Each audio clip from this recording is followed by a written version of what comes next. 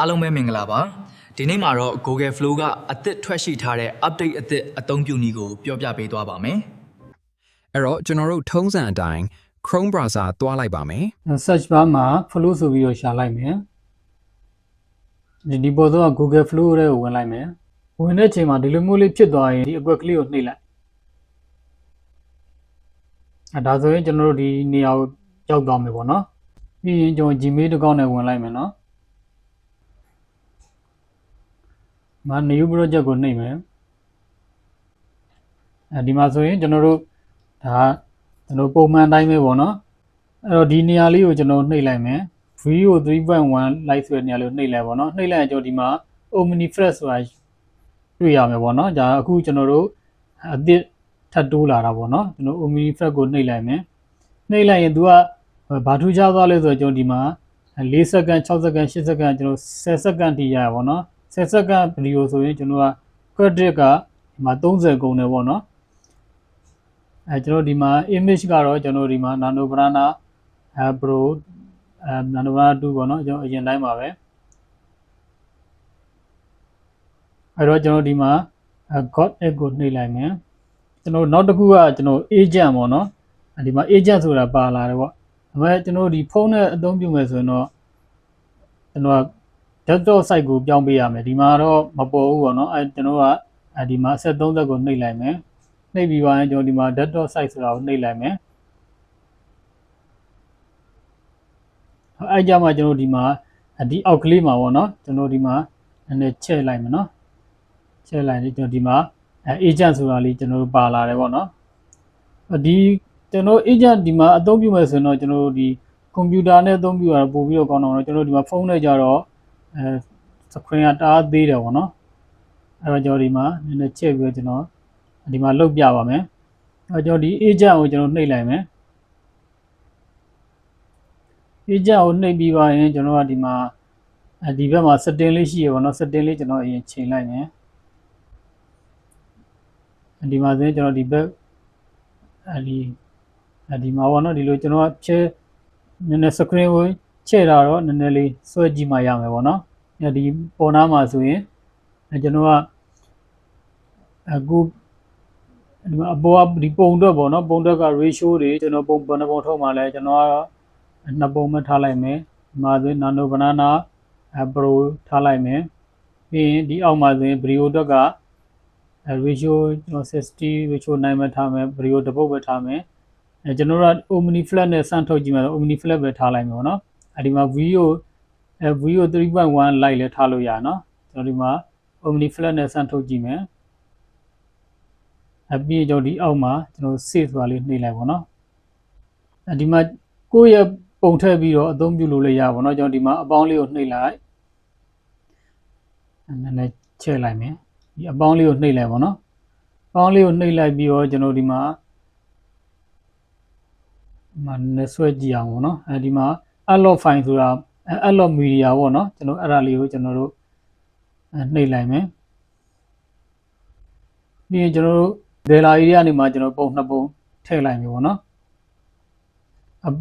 အခုလုတ်ချင်တဲ့ပုံထည့်လိုက်မယ်ပေါ့နော်ကျွန်တော်ကတော့ဒီမှာကောင်းလေးနဲ့ကောင်းမလေးပုံထည့်လိုက်မယ်အဲ့တော့ကျွန်တော်တို့ဒီမှာခုန upload လုပ်တဲ့ပုံနှစ်ပုံကတော့ရောက်သွားပြီပေါ့နော်ရောက်သွားပြီဆိုတော့ပုံလေးကိုနှိပ်လိုက်မယ်ဒီမှာပုံတစ်ပုံကကျွန်တော်ဒီမှာရောက်သွားပြီပေါ့နော်ပြီးတော့နောက်တစ်ပုံကျွန်တော်ထပ်ထည့်မယ်ဆိုတော့ဒီအပေါင်းလေးကိုထပ်နှိပ်မယ်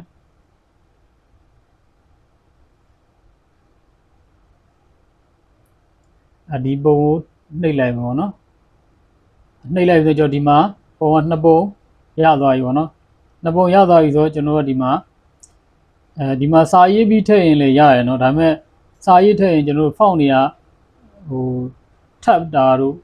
မှန်တာတို့ဖြစ်တယ်ပေါ့နော်အဲ့ကျတော့ကျွန်တော်ကတခြားမှာရေးပြီးတော့မှဒီမှာ pass လာချမယ်ပေါ့နော်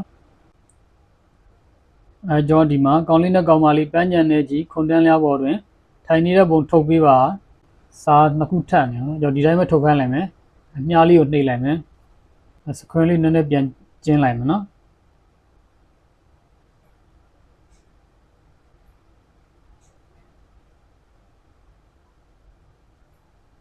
ကျွန်တော်ဒီဗီဒီယိုမှာဒါဒီမှာကျွန်တော်တို့က ဒီအောင်နာမှာเนาะသူကဒီမှာကျွန်တော်ထုတ်မှာလားပေါ့เนาะအဲဒါကျွန်တော်ကဒီမှာ approve ဆိုတာနှိပ်လိုက်မယ်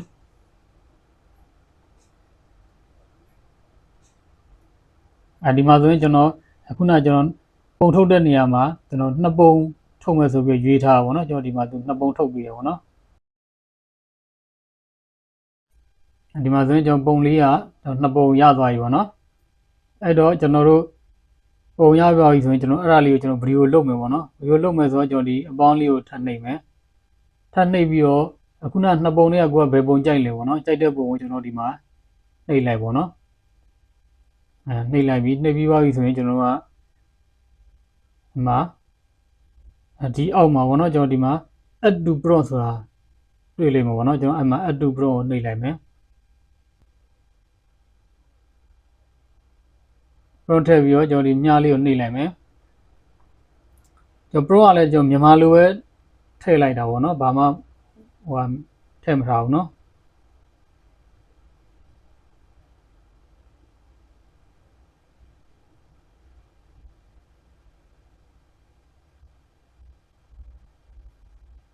ကျွန်တော်ဒီမှာ approve ကိုနှိပ်လိုက်မယ်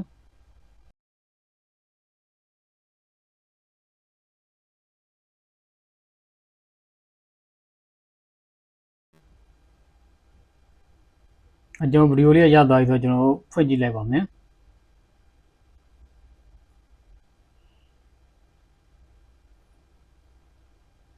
ဒီမှာကျွန်တော်တို့ဖုန်းနဲ့ဆိုမြင်ကွင်းကတော့သိစေမပြေဘူးပေါ့နော်အဲ့တော့ကျွန်တော်ဒီအောက်ကဒီ play နေရာလေးကိုကျွန်တော်နှိပ်လိုက်မယ်ကိုချစ်တို့လက်ထက်ရင် AI နဲ့ဗီဒီယိုဖန်တီးပြီးပရိသတ်ကိုဖျော်ပြရင်မကောင်းလားကောင်းတာပေါ့ချစ်ရဲ့ဒါပေမဲ့ကိုမှ AI ဗီဒီယိုမလုပ်တတ်တာဒါများကိုရဲ့ AI တက်မြတ်ဒီမှာမြန်မာတန်တော့အဆင်ပြေရနော်ဒါပေမဲ့ကျွန်တော်စာသားတွေကနည်းနည်းများတော့စာသားတော့အကုန်မပါဘူးပေါ့နော်ပြီးတော့ကျွန်တော်တို့ဒီမှာယောက်ျားနဲ့မိန်းမပြောတဲ့နေရာလေးလည်းနည်းနည်းလိုသေးတယ်ပေါ့နော်အဲ့တော့ဒီမှာကျွန်တော်တပုတ်ပဲရတာဆိုတော့ကျွန်တော်ဒီမှာသူနဲ့တော့ကျွန်တော်စမ်းထုတ်လို့မရတော့ဘူးပေါ့နော်အဲ့တော့ကျွန်တော်ဒီမှာကျွန်တော် Omni Flash နေရာမှာကျွန်တော် Video 3.1 Lite ကိုရွေးလိုက်မယ်ရွေးပြီးတော့မှကျွန်တော်နောက်တစ်ပုတ်အထုတ်ကြည့်မယ်ပေါ့နော်ဒီခါတော့ကျွန်တော် Dialog စာသားနည်းနည်းပဲထည့်လိုက်မယ်ဒီအပေါင်းလေးကိုနှိပ်လိုက်မယ်ပုံတစ်ပုံရွေးမယ်ပေါ့နော်ဒီပုံလေးပဲရွေးလိုက်မယ်ပြီးရင်ကျွန်တော်ဒီမှာ add to prompt ဆိုနှိပ်လိုက်မယ်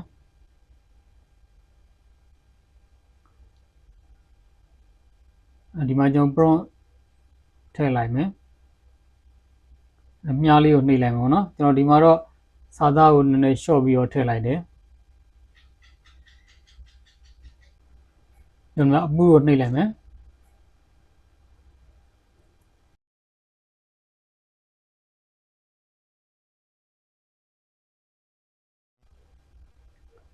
အဲ့ဒါကျွန်တော်ဗီဒီယိုလေးရသွားပြီเนาะကျွန်တော်ဖွင့်ကြည့်လိုက်ပါမယ်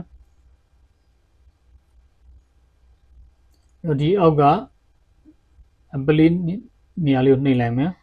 AI နဲ့ဗီဒီယိုဖန်တီးခြင်းလို့သင်တန်းတက်ရင်ကောင်းမလားကောင်းတာပေါ့ငါတော့ AI တက်မြန်မာမှာတက်နေတာဒါဆိုမြန်မာတန်လေးအဆင်ပြေเนาะကျွန်တော်ခုနစာသားလည်းများသွားလို့ခုနကတော့ကျွန်တော်မြန်မာတန်အဆင်မပြေဒီဗီဒီယိုလေးမှာတော့အဆင်ပြေပါတယ်ဒါဆိုရင်တော့ကျွန်တော်တို့ဒီမှာ AI ဒီမှာ flow agent မှာကျွန်တော်တို့စမ်းပြီးတော့အသုံးပြုလို့ရတော့ပါပြီနောက်ပြီးတော့ကျွန်တော်တို့ဒီမှာ Omni Flash နဲ့ဒါစမ်းပြီးတော့လည်းဒါသုံးကြည့်ကြပါတော့ကျွန်တော် Omni Flash ဆိုရင်တော့ကျွန်တော်ဒါ Gmail တစ်ကောင်ကိုတရက်ကိုတစ်ပုတ်စမ်းပြီးတော့ထုတ်လို့ရမှာဖြစ်ပါတယ်ဒါ Video 3.1 နဲ့ပဲကျွန်တော်ထုတ်မယ်ဆိုတော့ဒါ credit 50 ရဖြစ်တဲ့အတွက်5ပုတ်ထုတ်လို့ရမှာပေါ့နော်အဲ့ဒါဆိုတော့ကျွန်တော်ဒီဗီဒီယိုလေးမှာတော့ဒီလောက်ပါပဲเนาะကျွန်တော်နောက်သင်ခန်းစာမှာပြန်လည်ဆုံတွေ့ကြပါမယ်